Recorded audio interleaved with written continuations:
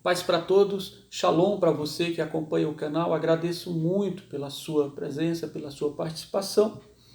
Gente, no estudo de hoje nós vamos ver um pouco sobre Apocalipse capítulo 9, Apocalipse capítulo 16 e finalizando em Daniel capítulo 10. E o tema do estudo é os anjos que estão presos junto ao grande rio Eufrates. Quem são esses anjos e por que eles serão soltos? Lembrando, pessoal, que o Apocalipse é difícil de entender porque tem muita figura de linguagem, é uma escrita muito alegórica, tem muita representação e aí não é fácil de entender, mas vamos fazer aqui a nossa parte.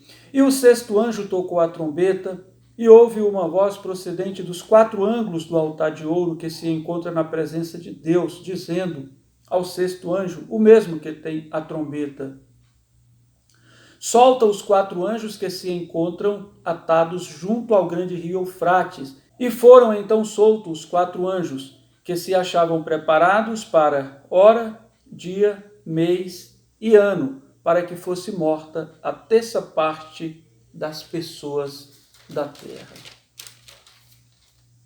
E o número dos exércitos e da cavalaria era de 200 milhões. Assim, nesta visão, eu contemplei que os cavalos e os seus cavaleiros tinham couraça cor de fogo, de jacinto e de enxofre. A cabeça dos cavalos era como a cabeça de leão, e da sua boca saía fogo, fumaça e enxofre. E por meio destes três flagelos, a saber, pelo fogo, pela fumaça e pelo enxofre que saía dos cavalos, foi morta a terça parte das pessoas da terra. Na minha opinião, esses cavalos, ou essas carruagens, ou essas cavalarias que cuspiam fogo, tanto por trás como pela frente, e era fumaça, fogo e enxofre, e uma terça parte das pessoas da terra foi morta por consequência disso aqui, na minha opinião, é uma representação para os dias de hoje, né? Para os tempos modernos. É uma referência aos exércitos existentes hoje, né? As carruagens, na minha opinião, os tanques de guerra que cospem fogo, né? Que jogam bombas tanto por trás como pela frente. E aqui deixa bem claro que um terço da população foi morta pelo fogo, pelo enxofre e a fumaça que era lançada dos cavalos, né, pessoal? Isso é a minha opinião. Agora, quem são os quatro anjos?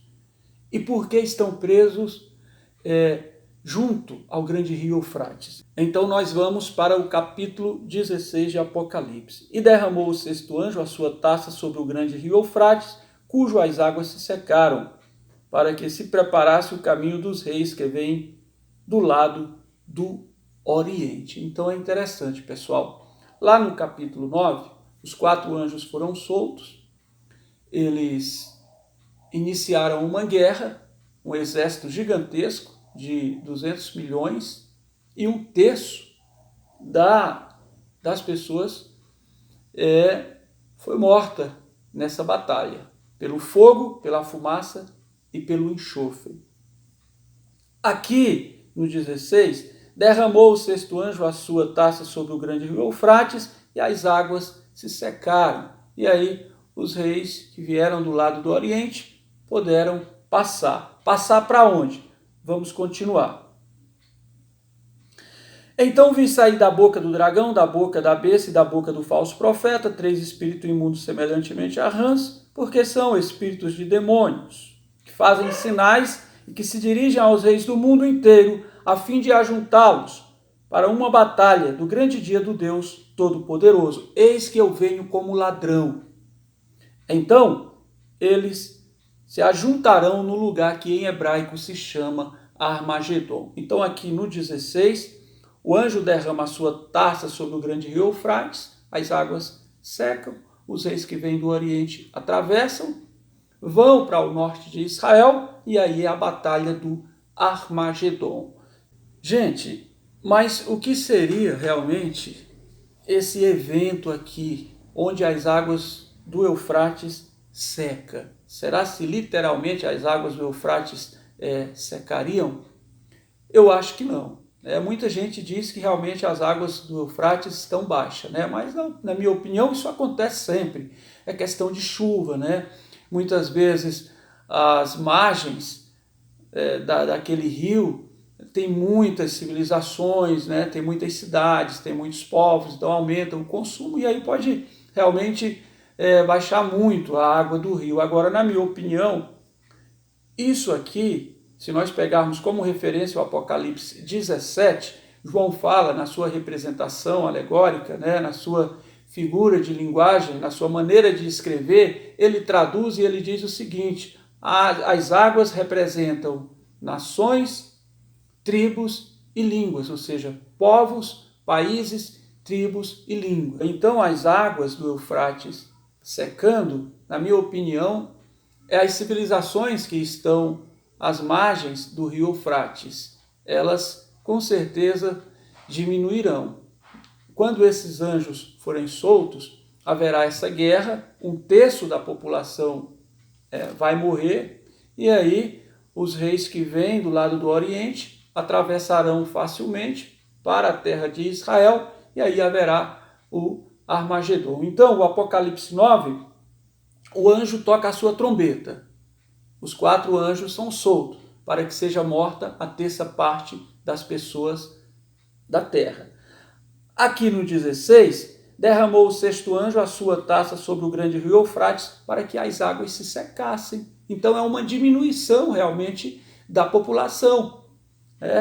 Eu acho que está em perfeita consonância, pessoal, o 9 e o 16. A diferença é que lá é uma trombeta, mas observem que é um 6º anjo. Aqui é uma taça, mas também pelo 6º anjo, né? A profecia é uma só. A linguagem é que está um pouco diferente, mas com o objetivo de diminuir as águas do Eufrates. Aí vem a pergunta, mas quem são essas águas do Eufrates? Pessoal, o rio Eufrates, ele nasce na Turquia, ele desce da Turquia, ele banha a Síria passando pelo meio da Síria. Quando ele sai da Síria, ele entra no Iraque, corta o Iraque ao meio e ele deságua no Golfo Pérsico, pegando ainda uma costa do Irã. Então nós temos aí as 4 nações e os 4 anjos que serão soltos para provocar provavelmente aqui a Terceira Guerra Mundial, e a Terceira Guerra Mundial ela terminará com o Armagedon, que é esses reis que virão do lado do Oriente, passando pelo grande Eufrates e se dirigindo até a terra de Israel, ao norte de Israel, como está aqui no capítulo 16, no versículo 15.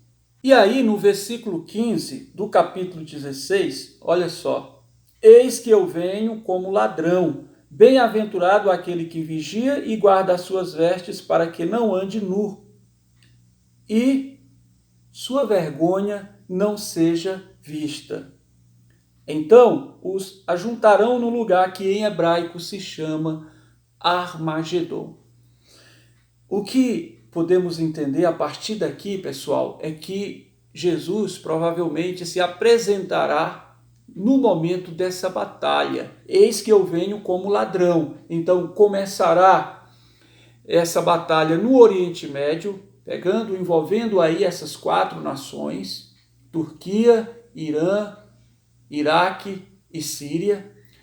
Isso deve se espalhar pelo mundo, muito provável. 1/3 da população será dizimada, e aí fica fácil dos reis que estão ao Oriente atravessarem para o norte de Israel. E aí vem a pergunta, mas quem está ao Oriente dessas 4 nações do grande rio Eufrates? Nós temos muitas nações. Nós temos o Paquistão, temos o Afeganistão, tem a Índia, uma parte da Rússia também está ao Oriente, né? A China está totalmente ao Oriente do Eufrates, e são muitas nações que estão ali, né? E todo esse conglomerado aí, eles são ligados à Rússia, né? E muitos historiadores acreditam que é Gog e Magog, né? Talvez realmente pode partir desse ponto aí. Aí vem a pergunta, pessoal, mas como provar que esses 4 anjos são essas 4 nações, né? Como podemos provar? Então vamos ver Daniel capítulo 9, versículo 21. E falava ainda na oração, quando o anjo Gabriel, que eu tinha observado na minha visão no princípio, veio rapidamente voando e me tocou à hora do sacrifício da tarde. E ele queria instruir-me e falou comigo dizendo: Daniel, agora saí para fazer-te entender o sentido da profecia. Tá, pessoal? O varão Gabriel se apresenta para Daniel e Daniel tinha orado constantemente, né? Tinha pedido a Deus revelações. E aí o anjo se aproxima e diz: Daniel, agora eu vou te fazer entender e te mostrar toda a sabedoria. Então vamos para o capítulo 10, versículo 12. Então me disse: não temas, Daniel, porque desde o princípio do dia em que aplicaste o teu coração a compreender e a humilhar-te perante o teu Deus, fora ouvida as tuas palavras, e por causa das tuas palavras é que eu vim. Mas o anjo do reino da Pérsia me resistiu por 21 dias, e ninguém veio para me ajudar, senão o anjo Miguel. Pessoal, houve uma batalha aqui. No momento em que o anjo Gabriel se dirige para trazer a profecia até Daniel, o anjo da Pérsia, ele tenta atrapalhar o anjo Gabriel. Houve uma batalha e aí o anjo Miguel vem, ajuda o anjo Gabriel, e aí o anjo Gabriel consegue vir até Daniel e trazer a profecia. E no versículo 20, pessoal, do 10 está escrito assim: e o anjo me disse: sabes por que eu vim a ti? Eu tornarei a pelejar contra o anjo dos persas. E saindo eu, eis que virá o anjo da Grécia. Mas te declararei o que está expresso na escritura da verdade, e ninguém há que esteja ao meu lado contra aqueles anjos, senão Miguel, o anjo de vocês, o anjo do povo de Israel. Gente, aqui houve uma luta, né, no mundo espiritual. Então, quando o anjo Gabriel se dirige a Daniel para trazer essa profecia, ele foi impedido pelo anjo da Pérsia. Mas aí veio Miguel, lutou com ele, eles venceram o anjo da Pérsia. E aí ele relata que depois dessa luta com o anjo da Pérsia, teria uma outra luta no futuro com o anjo da Grécia, e que ele seria ajudado outra vez pelo anjo Miguel, que é o anjo protetor do povo de Israel. Que conclusão tiramos disso? Então, pessoal, o que dá a entender é que cada nação tem o seu próprio anjo. E esses 4 anjos que estão presos junto ao grande rio Eufrates são os anjos que representam aí a nação da Turquia, do Irã, do Iraque e da Síria, porque o rio Eufrates, o grande Eufrates, banha essas 4 nações. Cada uma dessas nações tem o seu próprio anjo. Chegará um momento em que esses anjos serão liberados, essas nações se revoltarão, muito provável que a Terceira Guerra Mundial começará por lá, e isso é claro, né? É fácil de se ver hoje, porque a Síria é uma guerra civil há quase 10 anos. O Irã, um problema seríssimo lá com o regime dos ayatolás, né? Está em guerra constante aí com os Estados Unidos, com a Europa, toda hora fala de varrer Israel do mapa. O Iraque, um outro grande problema, tá? E a Turquia, né? E a gente vê que sempre está em conflito também com os seus vizinhos e parte da Europa.